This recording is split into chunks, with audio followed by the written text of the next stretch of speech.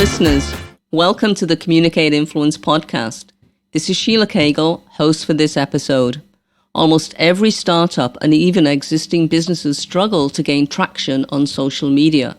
It's a busy digital world out there, and if any part of your approach isn't just right, you won't be able to connect with your target audience. On today's episode, we have Kim Scaravelli, a digital marketing and communications pro in Halifax, Canada. Kim owns Trust Communications and works with businesses to develop digital strategies and content.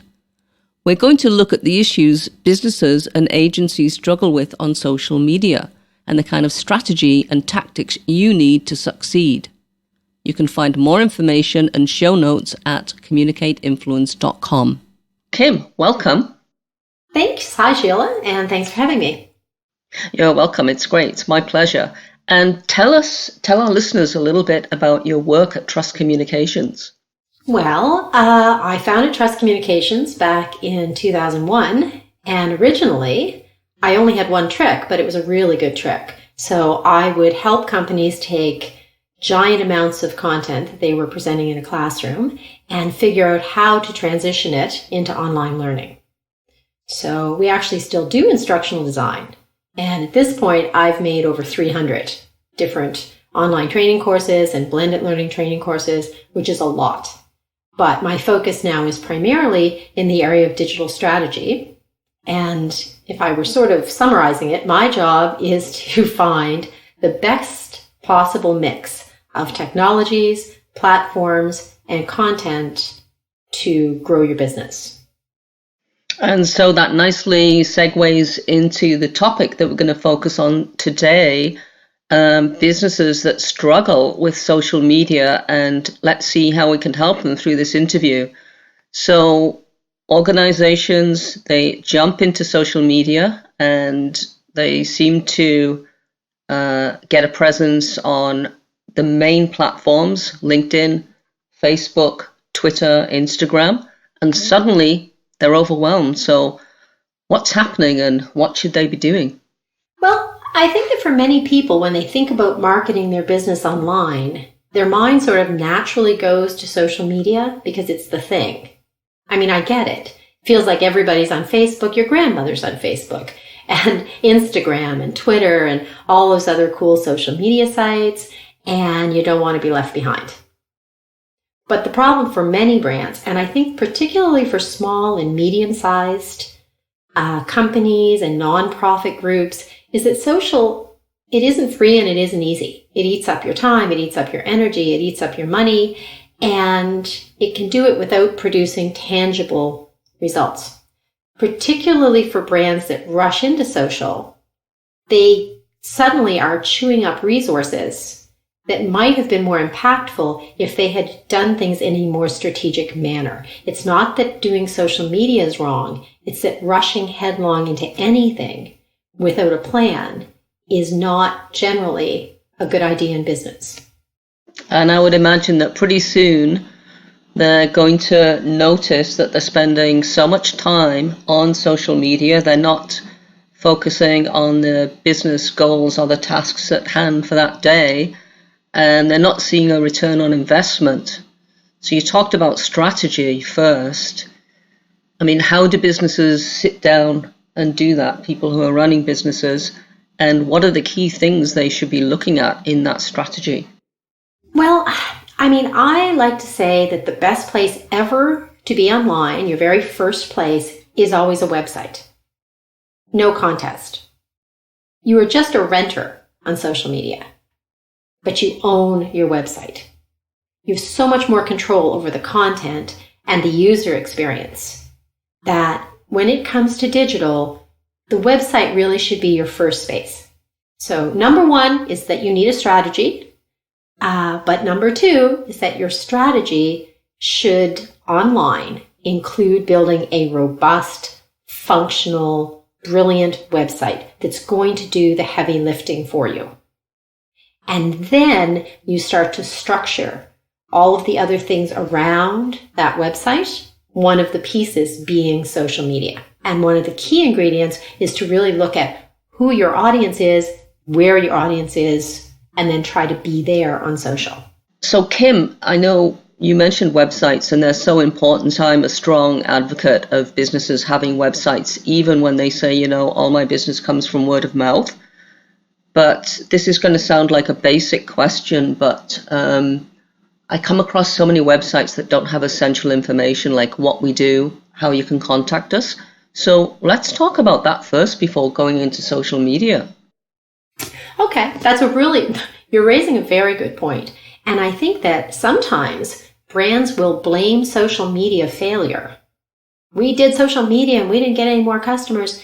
And they'll actually forget that no one buys anything on social media.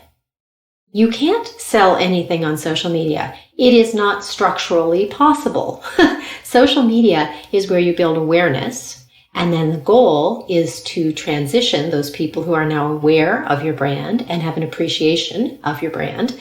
And the goal is to get them to then go to your boots on the ground store or your website, or to, draw them closer to the purchase. Website needs to be able to do the heavy lifting, even when you have robust social. Let's say, for example, that you begin to get a very large, engaged audience on Instagram. They really like the look of your things. They have to, at some point, shift from Instagram to your website or to the place where they're going to buy those things. When they make that shift, it's amazing to me how many brands will have created a beautiful social media presence, but the website won't have calls to action. For example, you will land on a website page that just continues to describe that hat that you saw on social media. You thought it was a great hat. Now you click and now you're just on a page describing the hat. You're looking for a way to buy it. You're looking for a way to figure out where the store is. You're looking for a way to get to the hat. And there'll be obstacles like not having calls to action or not having a website that's mobile friendly. So it doesn't look right on a phone or it doesn't look right on a tablet. These are really simple things that really should precede elements like social. So important points there, focus on your website, keep it updated, make sure it's responsive, i.e. it looks great on mobile. And let's say a business has taken care of those things and now they're set to perhaps jump onto Instagram because their product or service is really good from a visual point of view. Let's talk about how that business creates a strategy for Instagram. What kind of things should they be strategizing and what would the tactics be? The very first thing to remember is that you're really trying to make connections with real people. So if we step back just a moment into a more holistic view of social media is where people are. You're trying to make connections with those people, but more specifically, you're trying to make connections with people who want or may want to buy what you are selling. So step one of your digital strategy is to spend significant amount of time researching your ideal customer, really understanding who they are, their demographic, their habits, the social media platforms that they're most apt to be present on, and the types of content that they're most apt to engage with on those platforms. That's a really important thing. So, for example, I'm often asked questions like, what are the best platforms to start out on? And the answer is that every business is unique. There is no one place that's universally best. So, for example, LinkedIn is huge. I'm a B2B business. I know who my ideal client is, and I know that for me, LinkedIn is a very important platform because it is where my people are. So I don't care how many millions of people are on Instagram. It's not purposeful for me to be there professionally. So I think if I'm trying to sort of get people to wrap their head around social and stop thinking of it so much as I have to be everywhere or I have to be on the biggest, most popular social media site. You really don't. You have to be on one or two platforms where your people are, and then you have to make engaging content that matches with their interests. Okay. Just out of curiosity, what is are you on another platform in addition to LinkedIn for your business? Oh, absolutely. I don't recommend anybody just be in one place. But But there was a big, it's that sort of feast and famine thing. For me personally, I love Instagram. I have children of various ages. I like pictures of food. I like to see where people went on vacation. So I'm all over Instagram as me, myself. But professionally, I stick to LinkedIn, Twitter, because that's an amazing platform for building awareness and for establishing yourself and your expertise. And then I have forms of content that feed into that. Like I use social media sites like Quora and Reddit to research and to find out more about my audience. And that's another thing to remember about social. It's not actually just there to connect. There are social media platforms that are wonderful for just researching and learning more about things. So there's more than one reason to be on social. That's great. And you touched on such an important point because you recently wrote a piece for communicateinfluence.com on Reddit, and that whole point about how one can use it, but pertinent to this conversation, the use of Reddit for research. So businesses, I guess they always have to be doing that, researching what their potential customers are thinking, yeah? Oh, absolutely. And I mean, Reddit is a great place to go and find out what questions people are asking. And if you're wondering why it matters, one of the biggest things to keep in mind is that a lot of selling is psychological. It's not technological. It's right now, people use their mobile phones in a different way than they used to. We use voice search for a lot of things. And we tend to ask questions. Where's the nearest restaurant? What can I do here on a Saturday night? What's the closest bar? What are 5 things I can do close to Dublin? These are the kinds of questions I've asked the last week or so when I've been traveling for business. So you want to go to sites like Reddit where people ask questions, Quora, where people ask questions, answer questions. It's where you go to find out what people are actually looking for. And then it'll help you to craft your messaging to connect with them, even if you don't necessarily connect with them on that social media site. So for example, Reddit is a very hard social media site to survive on, but it's great to use for research. Well, let's say, for example, a business has done some research. They understand their own product or service inside out, which they should, hopefully. And now they're ready to start crafting messages. Can you tell us a little bit about how an organization would connect those 2 points, the research that they've done and this new knowledge about what their potential customers are looking for, and the crafting of their messages? How do those things connect or join up? Oh, that's a really good question, Sheila. The interesting thing to remember about social, the difference between brands that succeed on social and brands that fail, regardless of whether they're big brands or local brands. Brands that succeed on social do it because they're good at socializing. Brands that fail because they keep trying to sell things. So nobody would buy a newspaper and read every page if there was no articles, there were just ads. It wouldn't make any sense. So this is where the fatal flaw lies. Particularly, some brands tend to be very obsessed with their product or their service. So let's say you're small companies become very obsessed with creating very amazing images of the things they're trying to sell. And then they'll post on Instagram nothing but, it looks like they're making a catalog. Every page is another picture of something they sell. That's not interesting to people. If someone directly wanted to buy your, dog food bowl, they would go looking for a dog food bowl. On social, you need to do it differently. So when you go to a site like Reddit or Quora, you find out what people are interested in, and then you write and communicate and socialize and share messaging about that. So an example would be, if you're selling a winter coat, what you're really selling is being warm when you're cold. So socialize about, places you're going to go where it's cold. Put your winter coat in different places. Put your winter coat on cute dogs. You have to be more social and less selling. Mm. So I suppose if you're selling winter coats in Canada, you might pay attention to which city or province got the first snowfall of the winter, that kind of thing, and make it more Absolutely. conversational. Yeah. Well, I have a really good example here in Nova Scotia, and my God, I'm not going to be able to remember the name of the brand, but they sell, I believe it's cheese.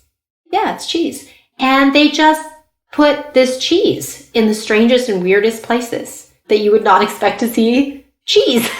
And it works really well. They have a great Instagram following, and other than this moment when I can't remember their name to save my soul, I often actually do remember their name when I'm in the grocery store because it's funny. Like, it's just unusual that the cheese comes up in different places.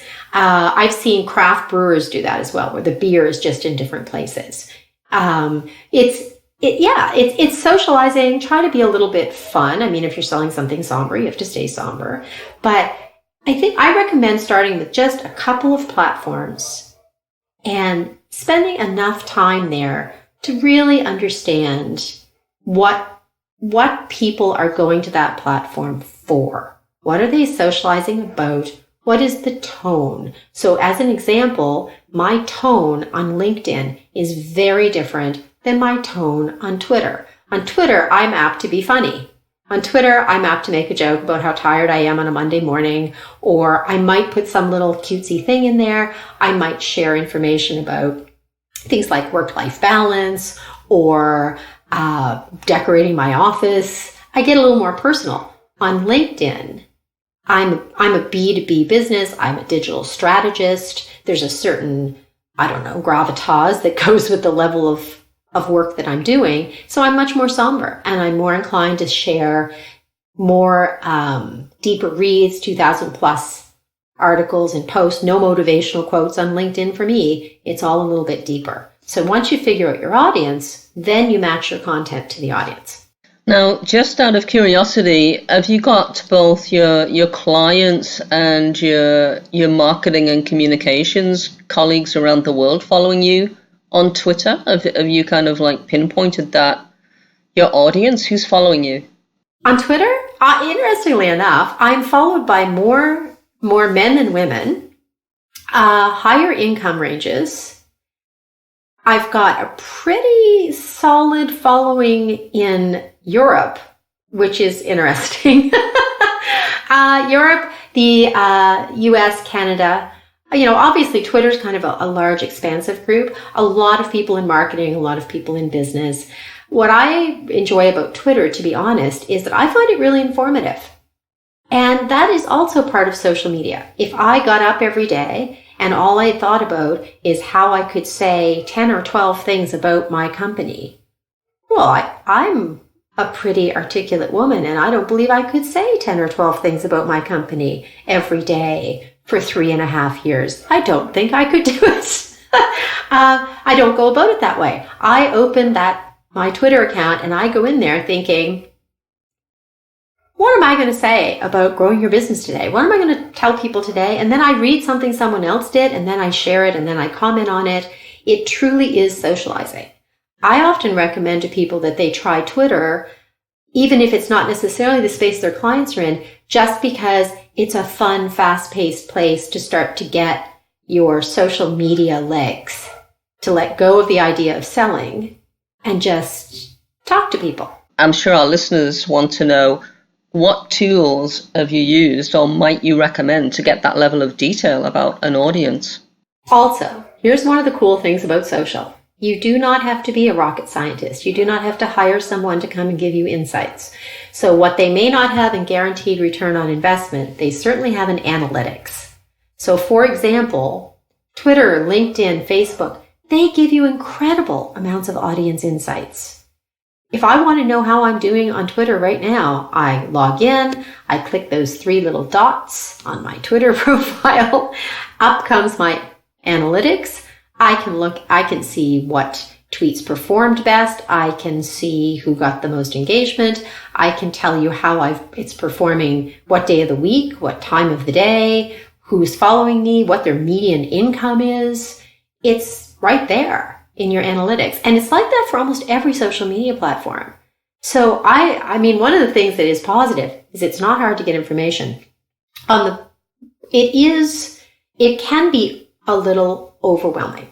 And again, if we go back to our first focus of conversation was, how do you do social media without social media taking over your universe? And I think it's a really important question, because I have talked to business owners who are really quite frazzled, and they'll say, I'm putting so much time into it. You shouldn't be. You should never be chased by your business activities. You decide what you have in a day to put into social media, and you decide what your expectation to get out of it is. What do you want? What are you trying to do, and how much time do you have to do it? And then you do not let it go outside of that box. So for me, I recommend starting with just a couple of platforms. There are lots of helpful articles on how to set up your profiles and how to get started. And if you really feel out of your depth, there's literally no shame in bringing in a professional. I have always used a bookkeeper because I suck at math. So if words are not your thing, get someone who's better with words to help you with the profiles. There are lots of social media professionals who will do that. And you can, sign up for the training that you need to feel confident. That said, I think the longer term goal for small businesses should be to handle your own social media in-house, because it's social. For tools, I love Buffer. I don't get paid to say it, but I love Buffer. It's this very easy tool. Do you use it? I don't at the moment, no. Oh my God, I love Buffer. Like, it changes your world. So I'm just using Hootsuite. I find Hootsuite complicated. I mean, I do this for a living. I find it complicated. Okay. I mean, lots of people don't, and I'm not dissing it. But if you're a larger company, yes. But if we're talking about small businesses, consultants, medium-sized businesses, Buffer is really simple. It's really just letting you make your calendar. It lets you schedule your posts on a couple of platforms. I use it for LinkedIn and Twitter. I think it's fine. I think it works for Instagram.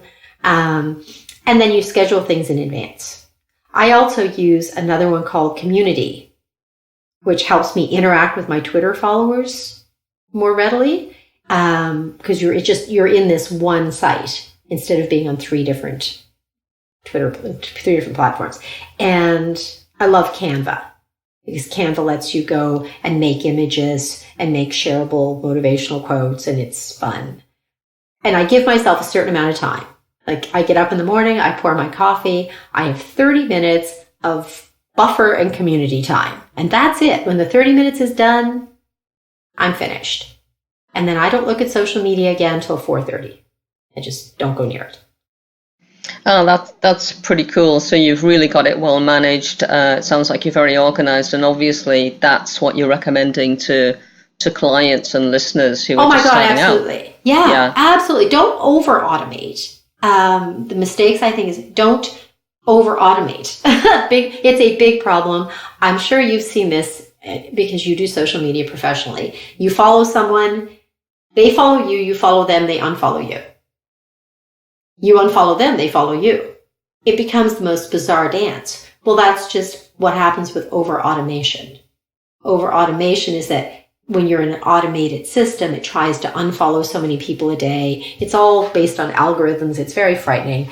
I don't see how it accomplishes a lot. But if you automate simple things, like just your posts, so that you can get up in the morning and know that you're going to make, an example would be, let's say that you know the best time of day for your audience to receive posts on, say, LinkedIn. You want to make a LinkedIn post and you'd like it to be around noon hour because you know that's a very popular time.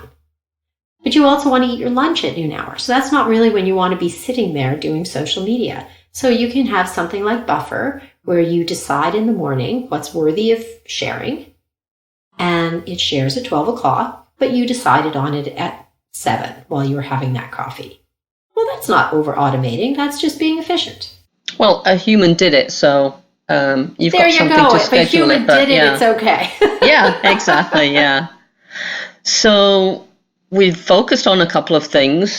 Select the platforms that work for you. And before you even do that, do some research and find out where your customers are hanging out and research them. That's great, Kim. We've focused on some key things here, developing the strategy, research. And one thing that I bump into a fair bit when I freelanced in the past and even now, people that I talk to, we hear this question, well, what should I say? Which is, in my view, another way of asking, well, how do I post engaging content? So let's look at that a little bit. Well, socialize, don't advertise. I mean, that really is the biggest. That is the biggest thing. It's the same sort of advice I give people when it comes to networking. Remember that big thing about always having an elevator pitch? Do you have an elevator pitch? Can you describe your entire business in 60 seconds?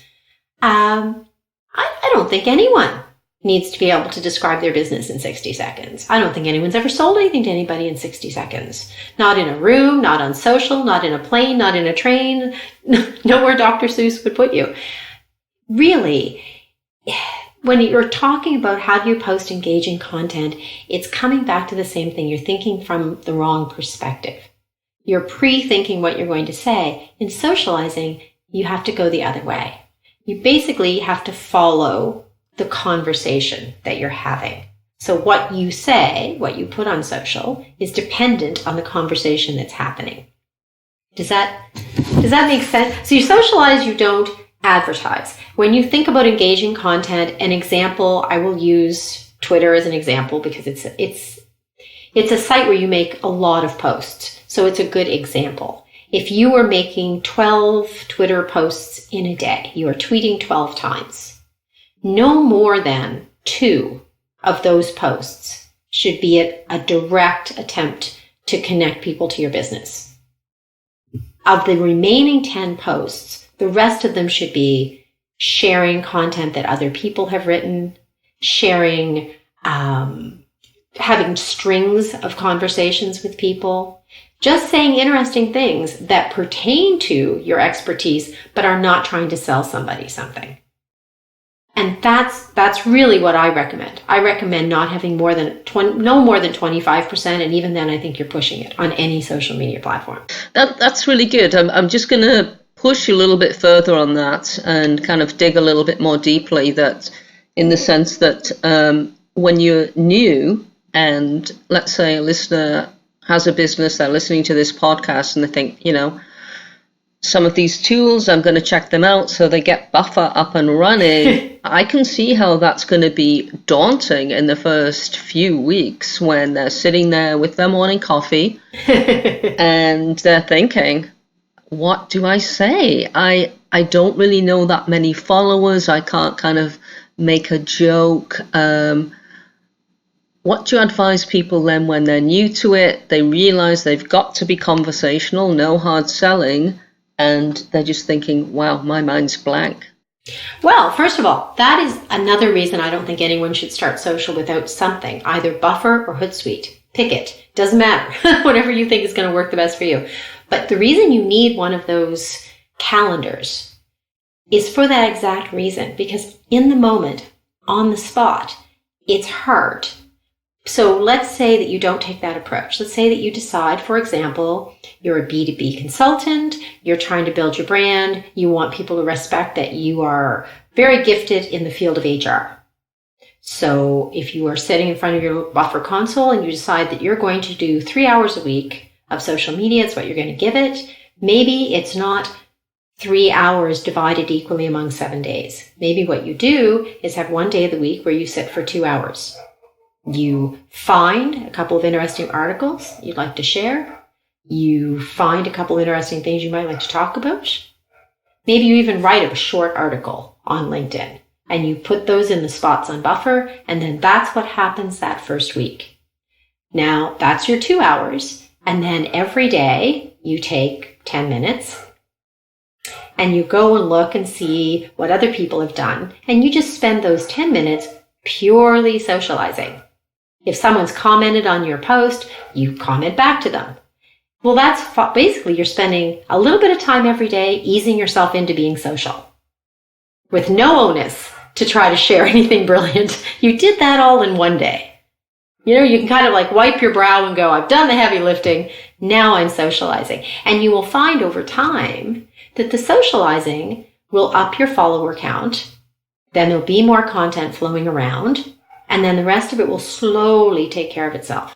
That's good. Okay, so ease yourself into it. Look for cues, develop your own prompts with your content, reposition it, and move forward from there. And use tools. Use tools. Engagement really is everything. Follower count is just about vanity. You don't need to have 10,000 followers. It's okay. At the beginning, you may not have very many people following you, but that's okay. Just keep at it. The follower count will come. And as long as people are commenting on what you're posting and you're commenting on the things they're posting, you're doing it right. So, I mean, it's the interactions and the quality of the interactions that really counts. Oh my God, yeah. I mean, absolutely. You can buy followers. You can do gimmicky things to get followers. But in the end, 100,000 followers is worth absolutely nothing if they don't buy what you sell.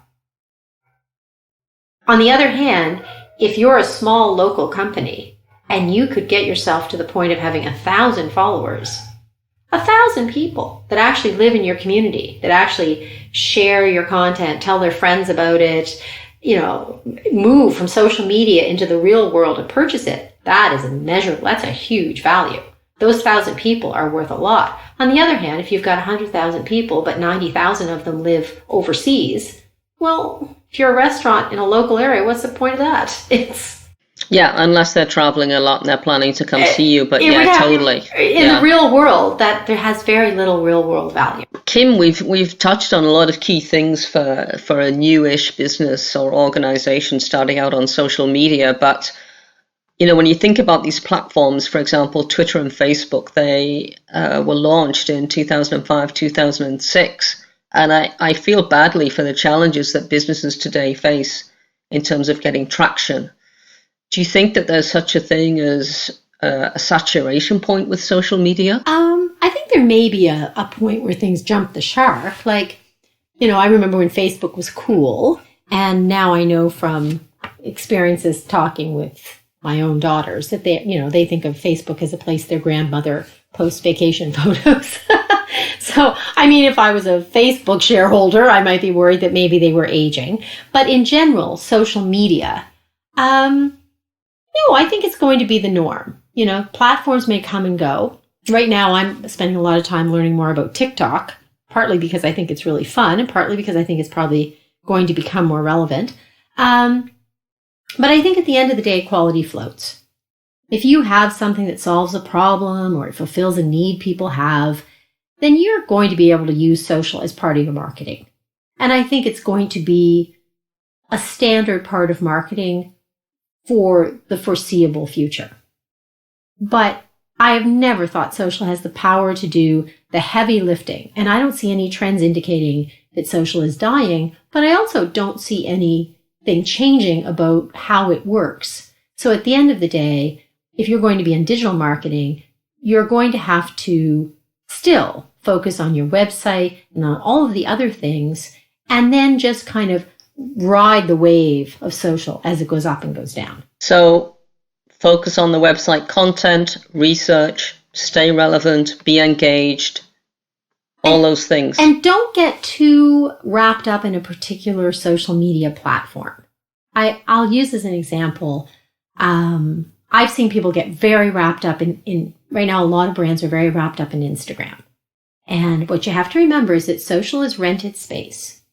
So they could change an algorithm and change how things are done on Instagram. And all of a sudden, your follower count might drop or might not be as relevant or might change. So the thing about social to remember is that you need to be aware of the trends, be aware of what's happening on the social media sites that you are active on, and be prepared to change your behaviors and change your strategies accordingly, because you don't control what's happening. You have to just be prepared to react. I think that's such an important point too, when you It brings to mind for me Facebook and the way in which people used Facebook instead of a website. And I've always kind of thought that was a little bit of a mistake because, Facebook might one day not exist, and think about the things that you would lose if it suddenly ended, all the customer comments, the conversations, the feedback. That should be, as you say, on your own real estate online.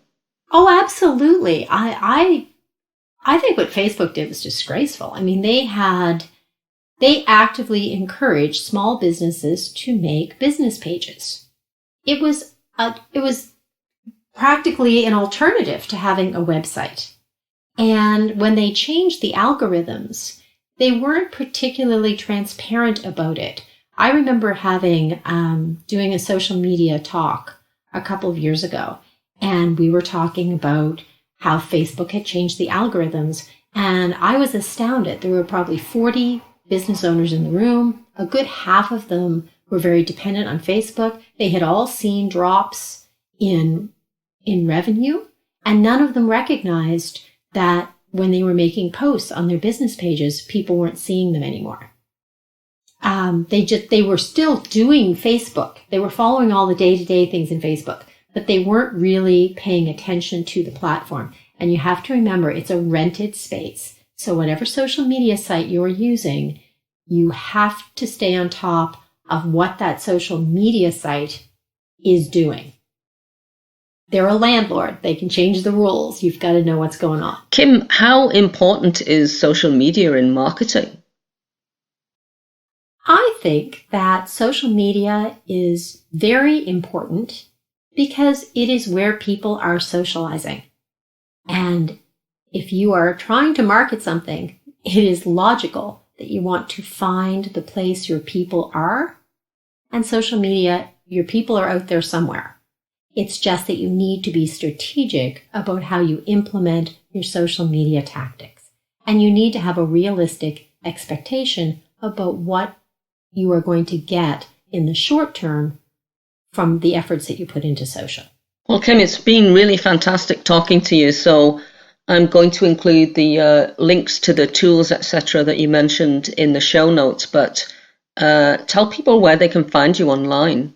Well, www.trustcommunications.ca is my website, and I hope that I have set it up to do the heavy lifting. So if you are looking for a digital strategist, you should be able to go there and find me. But if you want to socialize, I love new Twitter followers, and my handle is just @Kim Scaravelli. That's fantastic. Okay. Well, thanks so much for joining Communicate Influence podcast today. Well, thank you for having me, Sheila. Can't wait to hear it. Yeah, and I'm sure we'll connect again in the future. Okay. Good night, Sheila. Good night. Take care.